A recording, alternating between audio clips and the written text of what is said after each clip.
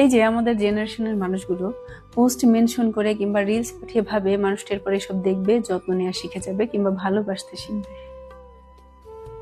এটা হতে ভুল। ভালোবাসার মানুষটাকে ভালো রাখতে মানুষটা অটোমেটিক্যালি এফোর্টস দিয়ে শিখে নেয়। হয়তো কেউ রান্না করতে পারে না, দেখবেন সেই ভালোবাসার মানুষটার পছন্দের খাবারটা বানানোর জন্য সে কতটা চেষ্টা করছে, শিখছে।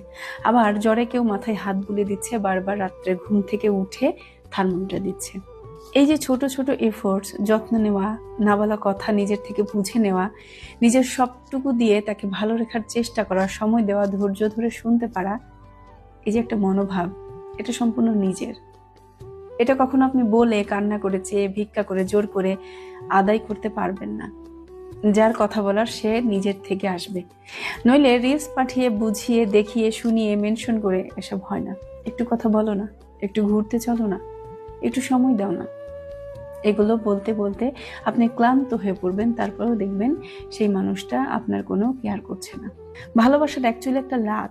ওই যে বলে না, পৃথিবীর সব বৈভব টাকা দিয়ে কেনা গেলেও ভালোবাসা যায় না। এই জিনিসটাই শুধুমাত্র টাকা দিয়ে আপনি কিনতে পারবেন না। চেষ্টা করে দেখতে পারেন, তবে আমি বলছি হেরে যাবেন। এটা এত সস্তা নয়।